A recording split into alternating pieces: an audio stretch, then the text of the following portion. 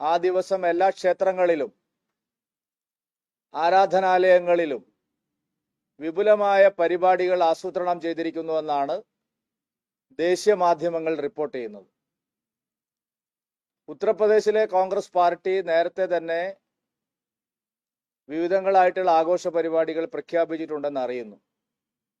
മധ്യപ്രദേശിലെ കോൺഗ്രസ് പാർട്ടി ശ്രീരാമക്ഷേത്രത്തിന്റെ ഉദ്ഘാടന ദിവസം വിപുലമായിട്ടുള്ള പരിപാടികൾ ആസൂത്രണം ചെയ്യുന്നതായി ദേശീയ ചാനലുകൾ, മാധ്യമങ്ങൾ റിപ്പോർട്ട് ചെയ്യുന്നു.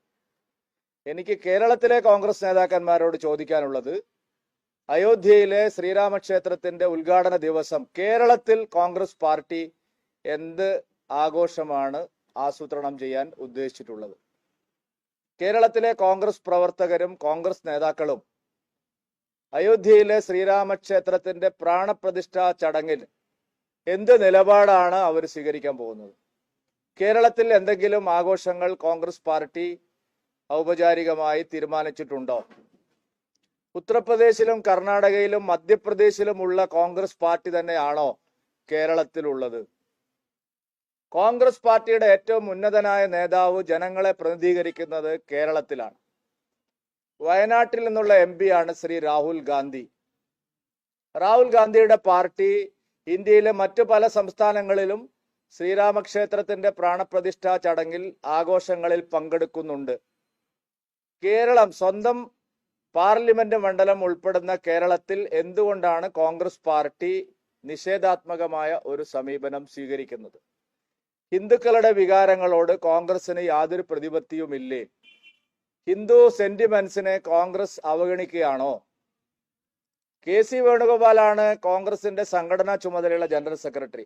അദ്ദേഹത്തിന്റെ ജന്മനാട്ടിൽ ശ്രീരാമ ജന്മഭൂമിയുടെ പ്രാണപ്രതിഷ്ഠാ ചടങ്ങ് ബഹിഷ്കരിക്കുകയാണോ? കോൺഗ്രസ് പാർട്ടിയിലെ ദേശാഭിമാനികളായിട്ടുള്ള പ്രവർത്തകർക്ക്, കോൺഗ്രസിലെ സാധാരണ പ്രവർത്തകർക്ക് ഇതിൽ പങ്കെടുക്കാൻ അനുവാദമുണ്ടോ? എന്തെങ്കിലും തരത്തിലുള്ള ആഘോഷങ്ങൾ കേരളത്തിൽ ഉണ്ടാവുമോ? എന്തുകൊണ്ടാണ് ഭൂരിപക്ഷ സമുദായത്തിന്റെ സെന്റിമെന്റ്സിനെ കോൺഗ്രസ് ഇവിടെ മാത്രം അവഗണിക്കുന്നത്? മുസ്ലിം ലീഗിനെ ഭയപ്പെട്ടിട്ടാണോ? അതല്ല നിരോധിത സംഘടനയായിട്ടുള്ള PFIയുടെ വിലക്ക് കാരണമാണോ? അതല്ല സമസ്ത ഉൾപ്പെടെയുള്ള മറ്റ് പല മതസംഘടനകളുടെയും വിലക്ക് കാരണമാണോ? ഇത് വ്യക്തമാക്കാൻ VD സതീശൻ തയ്യാറാവണം, KC വേണുഗോപാൽ തയ്യാറാവണം, കോൺഗ്രസിന്റെ പ്രസിഡന്റ് സുധാകരൻ തയ്യാറാവണം. എന്തുകൊണ്ടാണ് ഇങ്ങനെ ഒരു ഇരട്ടത്താപ്പ് കോൺഗ്രസ് എടുക്കുന്നത്? എന്തുകൊണ്ടാണ് ഇത്രയും വലിയൊരു ഹിപ്പോക്രസി കോൺഗ്രസ് നേതൃത്വം കാണിക്കുന്നത്? കേരളത്തിലെ കോൺഗ്രസ് പാർട്ടി ആരുടെ സമ്മർദ്ദത്തിനാണ് വഴങ്ങുന്നത്? കേരളത്തിലെ കോൺഗ്രസ് പാർട്ടി വോട്ട് ബാങ്ക് രാഷ്ട്രീയത്തിന് കാരണമായി അവരുടെ മറ്റ് സംസ്ഥാനങ്ങളിൽ സ്വീകരിക്കുന്ന നിലപാട് എന്തുകൊണ്ട് ഇവിടെ സ്വീകരിക്കുന്നില്ല? വോട്ട് ബാങ്കിന് ഇത്രയും ഭയമാണോ? എന്തെങ്കിലും സമ്മർദ്ദം കേരളത്തിലെ കോൺഗ്രസ് പാർട്ടിക്ക് ആരിൽ നിന്നെങ്കിലും ഉണ്ടോ? മുസ്ലിം ലീഗിന്റെ നേതാവ് പാണക്കാട് തങ്ങളും കുഞ്ഞാലിക്കുട്ടിയും ഞങ്ങൾ ശ്രീരാമക്ഷേത്ര നിർമ്മാണ ഉദ്ഘാടനത്തിൽ ആര് പങ്കെടുക്കുന്നതിനും എതിരല്ല എന്നാണ് പറഞ്ഞിരിക്കുന്നത്. പിന്നെ ആരെയാണ് കോൺഗ്രസ് ഭയപ്പെടുന്നത്? ഏത് എലിമെന്റ്സിനോടാണ് കോൺഗ്രസിന് ഇത്തരത്തിലുള്ള ഒരു പ്രതിപത്തി ഉണ്ടാവാൻ കാരണം? എന്താണ് അവർ ആരെയാണ് ഭയപ്പെടുന്നത്? മുസ്ലിം ലീഗ് മനസ്സില്ലാ മനസ്സോടെയാണെങ്കിലും ശ്രീരാമക്ഷേത്രത്തിന്റെ ഉദ്ഘാടന ചടങ്ങിൽ പങ്കെടുക്കുന്നതിന് ഞങ്ങൾ എതിരല്ല എന്ന് പറഞ്ഞിരിക്കുന്നു. പിന്നെ ആരെയാണ് കോൺഗ്രസ് ഭയപ്പെടുന്നത്? പോപ്പുലർ ഫ്രണ്ട് ഓഫ് ഇന്ത്യയാണോ? മറ്റ് തീവ്ര മതസംഘടനകളെയാണോ? വ്യക്തമാക്കാതെ കോൺഗ്രസിന് മുമ്പോട്ട് പോകാൻ കഴിയില്ല. കർണാടകയിലെ കോൺഗ്രസും കേരളത്തിലെ കോൺഗ്രസും തമ്മിൽ എന്താണ് വ്യത്യാസം? എന്തുകൊണ്ടാണ് കോൺഗ്രസിന് ഒരു അഴകുഴമ്പൻ നിലപാട് ഇവിടെ വരുന്നത്, ഒരു വഴുവഴുപ്പൻ നിലപാട് വരുന്നത്? കോൺഗ്രസിന്റെ നിലപാട് എന്താണ് ഈ കാര്യത്തിൽ? ഈ കാര്യം ഞങ്ങൾ കോൺഗ്രസിനോട് ചോദിക്കാൻ ആഗ്രഹിക്കുകയാണ്. ഞങ്ങൾ എന്തായാലും കേരളത്തിൽ അന്നേ ദിവസം വിശ്വാസി സമൂഹത്തിനോടൊപ്പം ഉറച്ചു നിന്ന് അവരുടെ ആഘോഷ പരിപാടികളിലെല്ലാം പങ്കെടുക്കാനാണ് തീരുമാനിച്ചിരിക്കുന്നത്. കേരളത്തിലെ പ്രധാനപ്പെട്ട ക്ഷേത്രങ്ങളുടെ സമീപത്തെല്ലാം ശുചീകരണ പ്രവർത്തനങ്ങൾ നടത്തണമെന്നാണ് ഞങ്ങളോട് പാർട്ടി ആവശ്യപ്പെട്ടിരിക്കുന്നത്. എല്ലാ ക്ഷേത്ര പരിസരങ്ങളും ശുചീകരണ പ്രവർത്തനം നടത്താൻ ആ ദിവസവും അതിൻ്റെ തലേ ദിവസവും അതുപോലെ ഒരാഴ്ച മുമ്പോട്ടുമായിട്ട് എല്ലാ ക്ഷേത്രങ്ങളുടെ പരിസരത്തും ശുചിത്വ ഭാരതം എന്നുള്ള സങ്കല്പം യാഥാർത്ഥ്യമാക്കാൻ ഞങ്ങൾ ഇതിനു വേണ്ടിയിട്ട് എല്ലാ സ്ഥലത്തും പ്രവർത്തനം നടത്തണം എന്നാണ് വിചാരിക്കുന്നത്. അന്നേ ദിവസം രാജ്യം മുഴുവൻ ജനങ്ങൾ വീടുകളിൽ ദീപം തെളിയിച്ച് ഐക്യദാർഢ്യം പ്രഖ്യാപിക്കണം എന്നാണ് പറഞ്ഞിരിക്കുന്നത്. അതും കേരളത്തിലെ എല്ലായിടത്തും വ്യാപകമായിട്ട് നടക്കും. കോൺഗ്രസ് സഹകരിച്ചില്ലെങ്കിലും ഇവിടുത്തെ CPM-ഉം കോൺഗ്രസും എതിർത്താലും കേരളത്തിലെ ഭൂരിപക്ഷ സമുദായം, അതുമാത്രമല്ല അയോധ്യയിൽ രാമക്ഷേത്രം ഉയരണം എന്ന് ആഗ്രഹിക്കുന്ന എല്ലാവരും ജാതി മത ചിന്തകൾക്ക് അതീതമായി ആ വലിയൊരു മുന്നേറ്റത്തിൽ പങ്കാളിയാവുമെന്ന് ഞങ്ങൾക്ക് ഉറപ്പുണ്ട്. പക്ഷെ ഇപ്പോഴും ഒരു നിലപാട് സ്വീകരിക്കാൻ കോൺഗ്രസിന് എന്തുകൊണ്ട് കഴിയുന്നില്ല എന്നുള്ള പ്രസക്തമായ ചോദ്യമാണ് ഞങ്ങൾ പൊതുസമൂഹത്തിന് മുമ്പിൽ വെക്കുന്നത്. ഈ കോൺഗ്രസിന്റെ നേതാക്കളെ ഇപ്പോൾ ഉദ്ഘാടനത്തിന് ക്ഷണിച്ചിട്ടുണ്ടല്ലോ. സംസ്ഥാനത്ത് BJP വിവിധ തരത്തിലുള്ള പരിപാടികൾ അന്നേ ദിവസം നടത്തുന്നുണ്ട്. കേരളത്തിലെ കോൺഗ്രസ് നേതാക്കളെ ഇത്തരം പരിപാടികൾക്ക് വേണ്ടി സംസ്ഥാനത്തെ BJP ക്ഷണിക്കുന്നു. അല്ല, കേരളത്തിലെ കോൺഗ്രസ് നേതാക്കള് ഈ കാര്യത്തിൽ എന്താണ് അവരുടെ നിലപാടെന്ന് അവർക്ക് ഇതുവരെ വ്യക്തമാക്കാനേ കഴിഞ്ഞിട്ടില്ലല്ലോ. ഒരു ഔദ്യോഗിക നിലപാട് എന്താണ് കോൺഗ്രസിന്? ഭരിക്കുന്ന കക്ഷിയാണ് കർണാടകയിൽ, അവർക്ക് പ്രശ്നമില്ല. എന്തുകൊണ്ടാണ് കേരളത്തിലെ കോൺഗ്രസ്? അതാണ് ഞങ്ങളെ ചോദ്യം. അതിനുശേഷമല്ലേ ക്ഷണിക്കുന്നത്, അവിടെ നിൽക്കട്ടെ. ആദ്യം കോൺഗ്രസിന് ഇക്കാര്യത്തിലുള്ള നിലപാട് എന്താണ്? ഹിന്ദു സെന്റിമെന്റ്സിനെ കോൺഗ്രസ് പരസ്യമായി അധിക്ഷേപിക്കുകയാണോ, അവമതിക്കുകയാണോ, ആക്ഷേപിക്കുകയാണോ എന്നുള്ള ഞങ്ങളുടെ ചോദ്യത്തിന് ഇതുവരെ ഉത്തരം തന്നിട്ടില്ല കോൺഗ്രസിന്റെ കേരളത്തിലെ നേതൃത്വം. ഇവിടെ ചോദിക്കുന്നതിന് പ്രാധാന്യമുണ്ട്. രാഹുൽ ഗാന്ധി ഇവിടുന്നുള്ള MP ആണ്. KC വേണുഗോപാൽ ഇവിടുന്നുള്ള ആളാണ്. അദ്ദേഹമാണ് ജനറൽ സെക്രട്ടറി ഓർഗനൈസേഷൻ. ആ പാർട്ടിയുടെ നയരൂപീകരണത്തിലെ പ്രധാനപ്പെട്ട 2 വ്യക്തികൾ ജനങ്ങൾ പ്രതിനിധീകരിച്ച് അയച്ചിരിക്കുന്ന MP ആണ്. ഒരാൾ ഓർഗനൈസിംഗ് സെക്രട്ടറിയാണ്. എന്താണ് അവരുടെ നിലപാട്? അതറിയട്ടെ. അതറിഞ്ഞിട്ട് വേണം ഞങ്ങൾ ബാക്കി കാര്യങ്ങൾ പറയാം.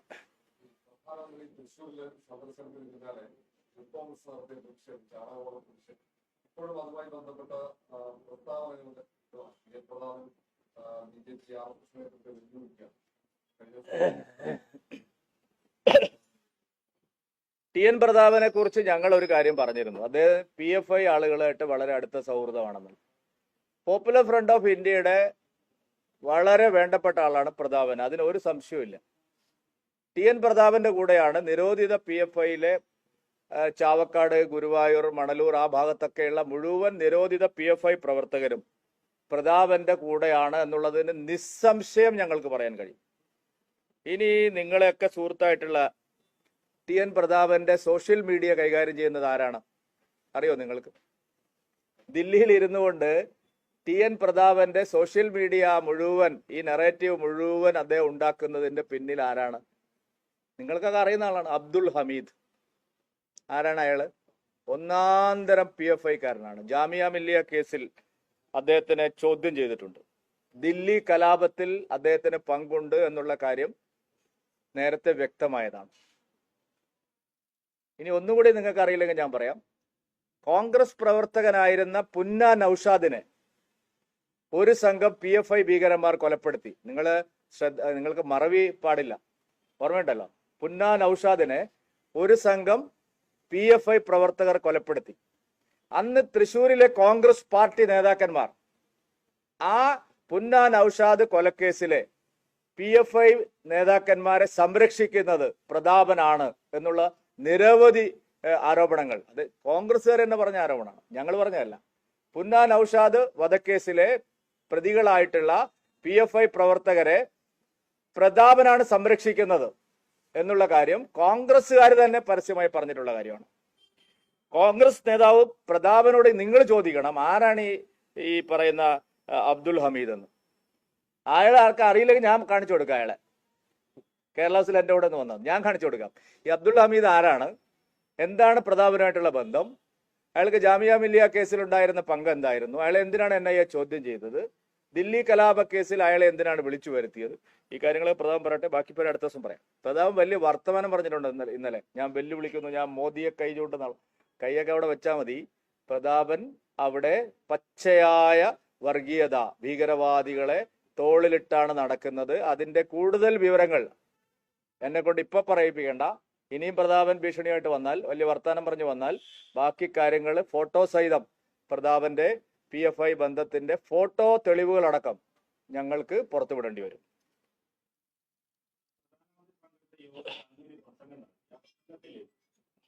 കണക്കുകൾ എന്ന് പറഞ്ഞു, അതായത് സ്ത്രീകൾക്കെതിരെ ഏറ്റവും കൂടുതൽ കുറ്റകൃത്യങ്ങൾ നടക്കുന്ന സംസ്ഥാനമാണ് കേരളം. അതിന്റെ നാഷണൽ ക്രൈം റിപ്പോർട്ട് കണക്കെന്നാണ് പറഞ്ഞത്. എനിക്ക് മാത്രം കണക്കാണ്. സഹോദര, ഇന്നലെ ഇടുക്കിയിലെ കണ്ടായിരുന്നല്ലോ, കേരളത്തിൽ മാത്രമേ ഇത് നടക്കുള്ളൂ. പെൺകുട്ടിയെ ഭീകരമായിട്ട് ബലാത്സംഗം ചെയ്ത് കൊലപ്പെടുത്തിയിട്ട് നിങ്ങളെ പോലീസ് അയാളെ വെറുതെ വിട്ട് കേസ് വിട്ടുപോയിട്ട് ഇപ്പൊ അയാൾ അച്ഛൻ്റെ അനിയനെ കുത്തിയിരിക്കുക. ക്രൈം ഈ നാട്ടിൽ ഏറ്റവും കൂടുതൽ ക്രമസമാധാന പ്രശ്നങ്ങൾ സ്ത്രീകൾക്കും കുട്ടികൾക്കുമെതിരെ നടന്നുകൊണ്ടിരിക്കുന്ന സംസ്ഥാനം കേരളമാണ്. നിങ്ങൾ ഇങ്ങോട്ട് വ്യാജ കണക്കുമായിട്ട് വരണ്ട. നിങ്ങൾ AKG സെന്റർ എന്ന് പുറപ്പെടുവിക്കുന്ന വ്യാജ കണക്കുകളല്ല. കേരളത്തിൽ ക്രമസമാധാന നില തകർന്നിരിക്കുന്നു എന്നുള്ള ഞാൻ പറഞ്ഞിരിക്കുന്നത് ഒരു വസ്തുതയാണ്. കൊച്ചുകുട്ടികൾക്കെതിരെ, പ്രായമായവർക്കെതിരെ, 80ഉം 90ഉം കഴിഞ്ഞവർക്കെതിരെ പോലും അതിഭീകരമായ കുറ്റകൃത്യങ്ങളാണ്. ഈ കഴിഞ്ഞ ആഴ്ച എറണാകുളത്ത് വീണ്ടും ഒരു അന്യസംസ്ഥാന തൊഴിലാളി വീണ്ടും നമ്മുടെ ഒരു പെൺകുട്ടിയെ അതിഭീകരമായ ബലാത്സംഗം. വേറെ എവിടെയാ റിപ്പോർട്ട് ചെയ്യുന്നത്? ഇപ്പോൾ UP എവിടെയാണ്? ഞാൻ സംസ്ഥാന പ്രസിഡന്റ് തന്നെയാണ്. എനിക്ക് അതിന് കൈരളി ചാനൽ ദേശാഭിമാനിയുടെ സർട്ടിഫിക്കറ്റ് ഒന്നും വേണ്ട. നാഷണൽ ക്രൈം കേരളത്തിൽ കുറ്റകൃത്യങ്ങൾ വർദ്ധിക്കുന്നു എന്നുള്ളതിന് വ്യക്തമായ തെളിവുകളുണ്ട്. ഞാനത് എവിടെ വേണമെങ്കിലും പറയും, ഇനിയും പറയും. നിങ്ങൾക്ക് സൗകര്യം എഴുതിയാൽ മതി. സംഭവങ്ങളല്ല എന്നല്ലേ നിങ്ങൾ പറഞ്ഞ് ഞാൻ സമ്മതിക്കില്ല. കേരളത്തിലെ ജനസംഖ്യ, കേരളത്തിൽ 3.5-4 കോടി ജനങ്ങളെ ഉള്ളൂ. ഞാൻ പറഞ്ഞിരിക്കുന്ന വ്യക്തമായ തെളിവുകളുടെ അടിസ്ഥാനത്തിലാണ്. ഇവിടുത്തെ ജനസംഖ്യ അനുപാതം അനുസരിച്ച് ഇവിടെ നടക്കുന്ന കുറ്റകൃത്യങ്ങൾ മറ്റേത് സംസ്ഥാനങ്ങളെക്കാളും കൂടുതലാണ്, എസ്പെഷ്യലി സ്ത്രീകൾക്കും കുട്ടികൾക്കും എതിരെ. ഇവിടുത്തെ എല്ലാവർക്കും ബോധ്യമുള്ള കാര്യം. അതൊക്കെ ഹാജരാക്കേണ്ടതല്ല, ഹാജരായിക്കോളാം. എന്റെ കയ്യിൽ ഞാൻ പറഞ്ഞതിന് ഞാൻ നിങ്ങളേത് താങ്കൾക്ക് വേറെ ജോലിയൊന്നുമില്ല സഹോദരൻ. ഞാൻ പറയണ്ട, ഞാൻ പറയില്ലേ, താങ്കൾക്ക് സൗകര്യം എഴുതിയാൽ മതി. വേറെ ജോലിയില്ല. എന്ത് ഉത്തരവില്ലാന്ന്? കള്ളക്കഥകൾ പ്രചരിപ്പിക്കുന്ന കൈരളിക്കും ദേശാഭിമാനിക്കും എന്നോട് വന്ന് ചോദ്യം ചോദിക്കാൻ എന്താ? അല്ല, അങ്ങനത്തെ ന്യായം ഒന്നും പറയണ്ട. ഞാൻ പറഞ്ഞത് എന്റെ കൃത്യമായിട്ടുള്ള ബോധ്യത്തിന്റെ അടിസ്ഥാനത്തിലാണ്. രാഷ്ട്രീയ ആരോപണമൊന്നുമല്ല, വസ്തുതകളാണ് പറഞ്ഞിരിക്കുന്നത്. നിങ്ങൾക്ക് സൗകര്യം ഉണ്ടെങ്കിൽ എഴുതിയാൽ മതി. ഞാൻ പറഞ്ഞിരിക്കുന്നതിന്റെ മറുപടിയും സൗകര്യം ഉണ്ടെങ്കിൽ എഴുതിയാൽ മതി.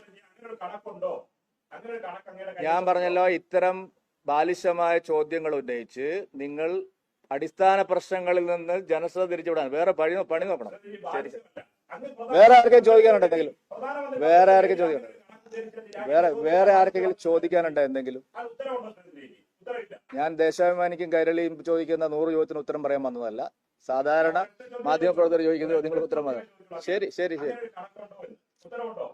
ഞാൻ പറഞ്ഞല്ലോ, എന്റെ മറുപടി ഞാൻ പറഞ്ഞു കഴിഞ്ഞു. സൗകര്യം ഉണ്ടെങ്കിൽ നിങ്ങൾ പ്രക്ഷേപണം ചെയ്താൽ മതി. വേറെ എന്തെങ്കിലും പറയേണ്ട ചോദിച്ചു.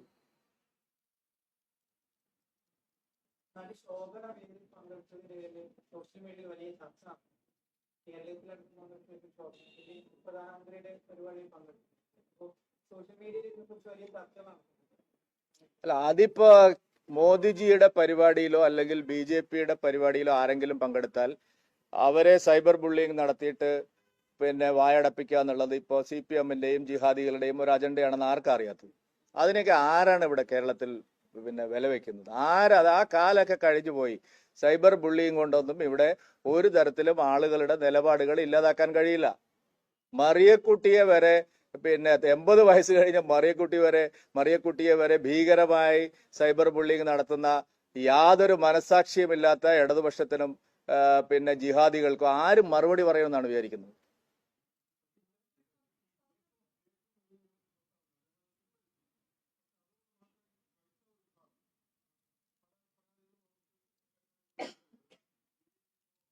അല്ല, കേക്കും വീഞ്ഞും പിൻവലിച്ചുകൊണ്ട് മാത്രം കാര്യമില്ല എന്ന്. സജി ചെറിയാന് ഇതുപോലെ മുസ്ലിം സമുദായത്തിലെ ഒരു മതചടങ്ങിനെ കുറിച്ച് പറയാനുള്ള ധൈര്യമുണ്ടോ? ഞങ്ങൾ എപ്പോഴും ചോദിക്കുന്ന ഒരു ചോദ്യമാണിത്. ഒരു ഹിന്ദുക്കളും ക്രിസ്ത്യാനികളും എപ്പോഴും വേണേൽ ചെണ്ട കൊട്ടാം. സജി ചെറിയാന് മുസ്ലിം മതവിഭാഗത്തിലെ ആചാര്യന്മാരെ കുറിച്ചോ അവരുടെ ഒരു ചടങ്ങിനെ കുറിച്ചോ ഇങ്ങനെ വല്ലതും പറഞ്ഞിരുന്നെങ്കിൽ സജി ചെറിയാൻ ഇപ്പൊ രാജിവെച്ച് കണ്ടം വഴി ഓടിയിട്ടുണ്ടാവുമായിരുന്നു. അറിയോ നിങ്ങൾക്ക്? ഇതാണ് കേരളത്തിന്റെ സാമൂഹ്യ സ്ഥിതി. ഒരു വോട്ട് ബാങ്കിന് വേണ്ടിയിട്ട് ഏതറ്റം വരെയും പോകും. എന്തിനാണ് ഇത്തരം വൃത്തികെട്ട പ്രസ്താവനകൾ നടത്തിയത് എന്നുള്ളതിനെ കുറിച്ച് മുഖ്യമന്ത്രി ഇതുവരെ ഒരു അക്ഷരം വേണ്ടിയിട്ടില്ല. മുഖ്യമന്ത്രിയുടെ ഓഫീസിനെ ലക്ഷ്യമിട്ട് സ്വർണ്ണക്കടത്ത് ആക്ഷേപം ബിജെപി രാഷ്ട്രീയമായി തന്നെ ഉന്നയിക്കുന്നു. അത് സ്വർണ്ണക്കടത്ത് നടന്നിട്ടുണ്ടെങ്കിൽ അത് പിടിക്കാൻ എന്തായിരുന്നു തടസ്സം എന്നാണ് CPM സംസ്ഥാന സെക്രട്ടറി ചോദിക്കുന്നത്. അല്ല, CPM സംസ്ഥാന സെക്രട്ടറിക്ക് മുഖ്യമന്ത്രിയുടെ പ്രിൻസിപ്പൽ സെക്രട്ടറി ആയിരുന്ന ശിവശങ്കരൻ ജയിലിൽ കിടന്നതൊന്നും ഓർമ്മയില്ലേ? സ്വർണ്ണക്കടത്തിലല്ലാതെ പിന്നെ എന്ത് കടത്തിലാണ്? സ്വർണ്ണക്കടത്ത് കേസിലും ഡോളർ കടത്ത് കേസിലും മുഖ്യമന്ത്രിയുടെ പ്രിൻസിപ്പൽ സെക്രട്ടറി ഇത്രയും ദിവസം ജയിലിൽ കടന്നിട്ടും മുഖ്യമന്ത്രിയുടെ ഓഫീസാണ് സ്വർണ്ണക്കള്ളക്കടത്ത് നടത്തിയത് എന്ന് എന്തുകൊണ്ടാണ് വിശ്വസിക്കാൻ പ്രയാസം? വേറെ എവിടെയെങ്കിലും അങ്ങനെ നടന്നിട്ടുണ്ടോ?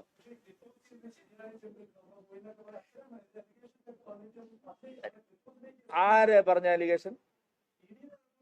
അല്ല, ഇതൊക്കെ ഞാൻ പറഞ്ഞല്ലോ, സ്വർണ്ണക്കള്ളക്കടത്ത് കേസിൽ വളരെ ആധികാരികമായി ഞങ്ങൾ ചില ആരോപണങ്ങൾ പറഞ്ഞിട്ടുണ്ട്. ഞാൻ ആദ്യം തന്നെ സ്വർണ്ണക്കള്ളക്കടത്ത് കേസിൽ ഇടപെട്ടത് മുഖ്യമന്ത്രിയുടെ ഓഫീസാണ്. അവിടെ പിടിച്ചു വെക്കപ്പെട്ട സ്വർണം തിരിച്ചെടുക്കാൻ മുഖ്യമന്ത്രിയുടെ ഓഫീസിൽ നിന്ന് പലതവണ വിളിച്ചു. ഇതായിരുന്നു ഞങ്ങളുടെ ആരോപണം. അന്ന് നിങ്ങൾ എല്ലാവരും എന്നെ കൊത്തി കീറി. കൈരേഖയാണോ ശങ്കരാടിയാണോ എന്നൊക്കെ ചോദിച്ചു.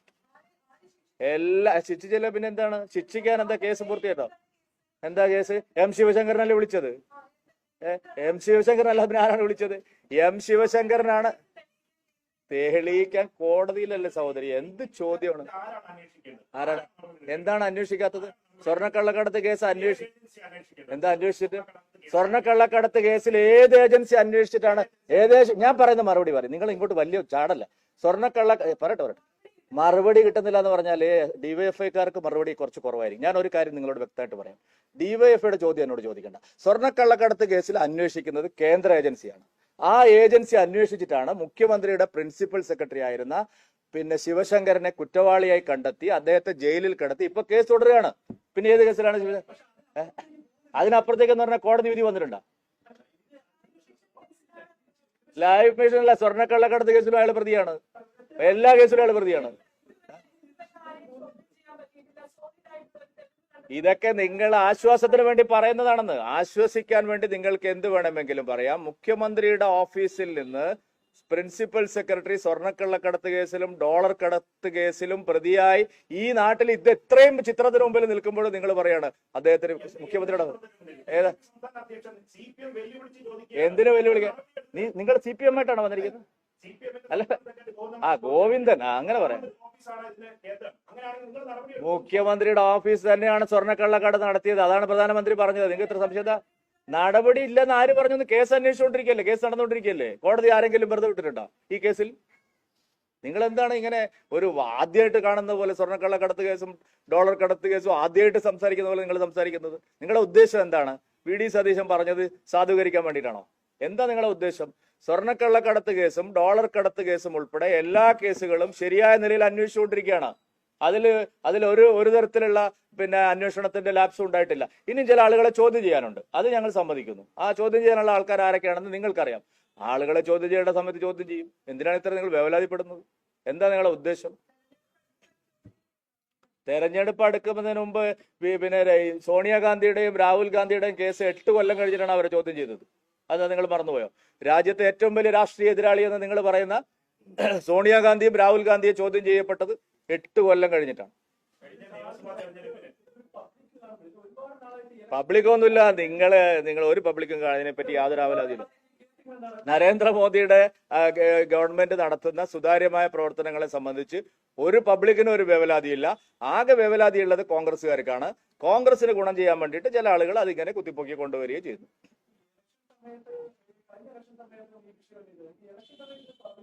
അതിന് ഇലക്ഷൻ സമയം എവിടെ ആയിട്ടുണ്ടെന്ന്? അല്ലെ, ഇലക്ഷൻ സമയം എവിടെ ആയിട്ടുണ്ട്? ഇലക്ഷൻ പ്രഖ്യാപിച്ചോ? നരേന്ദ്രമോദി തൃശ്ശൂരിൽ പറഞ്ഞതെല്ലാം ഇലക്ഷൻ സമയമായതുകൊണ്ട് പറഞ്ഞതല്ല, അല്ലാത്ത സമയത്തും പറഞ്ഞിട്ടുണ്ട്.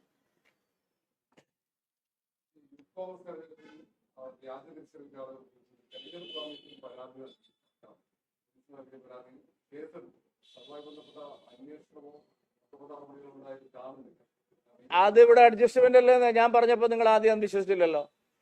അത് 100% അഡ്ജസ്റ്റ്മെന്റ് അല്ല. ഡിവൈഎഫ്ഐയുടെ സംസ്ഥാന സെക്രട്ടറി കൊടുത്ത ഒരു പരാതിന്റെ കടലാസിന്റെ വില പോലും പിണറായി വിജയന്റെ ഓഫീസ് കാണിക്കുന്നില്ല. പിന്നെ എന്താ അതിന്റെ അഡ്ജസ്റ്റ്മെന്റ് എന്നല്ല പറയേണ്ടത്?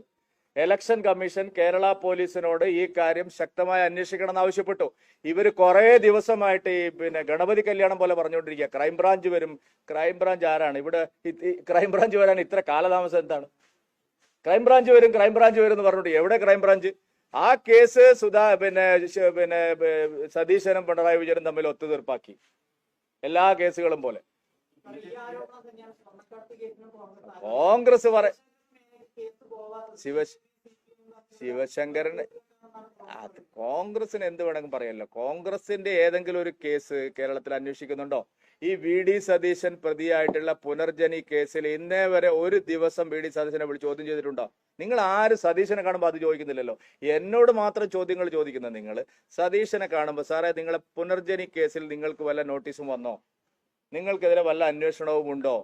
നിങ്ങൾ അന്ന് വിജിലൻസ് എടുത്ത കേസും മറ്റേ ഏജൻസികൾ എടുത്ത കേസും എന്തായി? അതിന്റെ പ്രാഥമികമായിട്ടുള്ള ഒരു പരിശോധനയെങ്കിലും നടന്നോ? എന്തുകൊണ്ടാണ് സതീശന് മുമ്പിൽ നിങ്ങൾ ചോദിക്കാത്തത്? അപ്പൊ നിങ്ങളുടെ ഉള്ളിലിരിപ്പ് അത്ര നല്ലതല്ല. ഇല്ല, സതീശനോട് ആരും ചോദിക്കുന്നില്ല. അല്ലല്ല സതീശ്, ഞാൻ ഇന്നേ വരെ കേട്ടിട്ടില്ല സതീശന്റെ ഒരു പത്രസമ്മേളനത്തിലും ഞാൻ ഇന്നേ വരെ കേട്ടിട്ടില്ല. അല്ല സതീശനോട് ഇന്നേ വരെ നിങ്ങൾ ആരും, നിങ്ങൾക്ക് എന്തൊരു സോഫ്റ്റ് കോർണറാണ് സതീശനോട്? നിങ്ങളുടെ ഉദ്ദേശം എന്താ?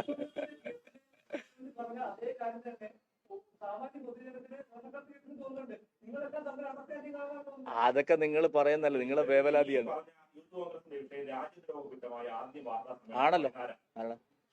ആണല്ലോ ഞാൻ പറഞ്ഞിട്ട് ഞാൻ ചോദിക്കട്ടെ, ഒരു മിനിറ്റ്. ഇവിടെയാണ് നിങ്ങൾ പകുതി. ഞാൻ ഇതൊരു രാജ്യദ്രോഹ കുറ്റമാണെന്ന് പറഞ്ഞ് ഒരു ദിവസം കഴിഞ്ഞപ്പോ ബഹുമാനപ്പെട്ട മുഖ്യമന്ത്രി പറഞ്ഞു രാജ്യത്തിന് ചേരാത്ത ഒരു കാര്യമാണ് ചെയ്തിരിക്കുന്നത്. എന്റെ വർത്തമാനമാണോ നാട് ഭരിക്കുന്ന പോലീസ് വകുപ്പ് കൈകാര്യം ചെയ്യുന്ന മുഖ്യമന്ത്രിയുടെ വർത്തമാനമാണോ പ്രധാനപ്പെട്ടത്? ഞാനൊരു MLA പോലും അല്ലാത്ത ഒരു പാർട്ടിയുടെ സംസ്ഥാന പ്രസിഡന്റാണ്. ഞാൻ പറഞ്ഞ അതേ കാര്യം വേറൊരു രീതിയിൽ, അതായത് രാജ്യത്തിന് ചേരാത്ത ഒരു കാര്യം എന്ന് ഞാൻ മുഖ്യമന്ത്രി പറഞ്ഞതും രാജ്യദ്രോഹ കുറ്റം എന്ന് ഞാൻ പറഞ്ഞതും ഒന്ന് തന്നെയാണല്ലോ. മുഖ്യമന്ത്രി എന്ത് ചെയ്തു? ഇലക്ഷൻ കമ്മീഷനെ ഞങ്ങൾ സമീപിച്ചു. ഇലക്ഷൻ കമ്മീഷൻ പ്രാഥമികമായ ഒരു കുറ്റാന്വേഷണ ഏജൻസി അല്ല. ഇലക്ഷൻ കമ്മീഷൻ ആദ്യം ചെയ്യേണ്ടത് സ്റ്റേറ്റ് പോലീസിനോട് അന്വേഷിക്കാൻ ആവശ്യപ്പെടുകയാണ്. സ്റ്റേറ്റ് പോലീസിനോട് അന്വേഷിച്ച് കൃത്യമായിട്ട് അവർ നടപടിയെടുത്തില്ലെങ്കിലാണ് അടുത്ത നടപടിയിലേക്ക് പോവുക. എന്റെ ചോദ്യം, ക്രൈംബ്രാഞ്ച് അന്വേഷിക്കുമെന്ന് പറഞ്ഞിട്ടും എന്തുകൊണ്ടാണ് ഈ കാര്യത്തിൽ നടപടി ഉണ്ടാവാത്തത്? അതിനെന്താ തടസ്സം? പിണറായി വിജയന് മുമ്പിൽ അതിനെന്താ തടസ്സം? DYFI സംസ്ഥാന സെക്രട്ടറി കൊടുത്ത കേസ് പോലും എന്തുകൊണ്ട് അന്വേഷിക്കുന്നില്ല? നിങ്ങൾ ആദ്യം അവരോട് പോയി ചോദിക്കേ.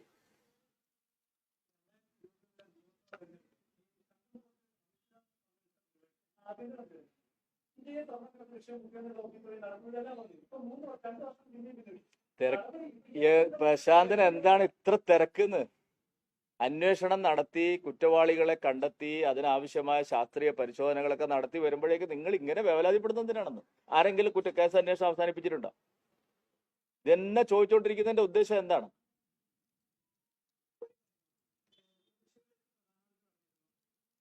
വിശ്വാസങ്ങളെ BJP ആദരിക്കുന്നു. അതിന്റെ ഭാഗമായാണ് ക്രിസ്മസ് വിരുന്ന് നടത്തിയത്. മന്ത്രി പി രാജീവിനെ കുറിച്ചൊരു കാര്യമുണ്ട്. 2016 എന്തുകൊണ്ട് ഇഫ്താർ വിരുന്ന് പ്രധാനമന്ത്രി നടത്തുന്നില്ല? അതിപ്പോ എന്നോട് ചോദിച്ചിട്ട് കാര്യമില്ല. പ്രധാനമന്ത്രിയോട് ചോദിക്കണം എന്തുകൊണ്ട് ഇഫ്താർ വിരുന്ന് നടത്തുന്നില്ല.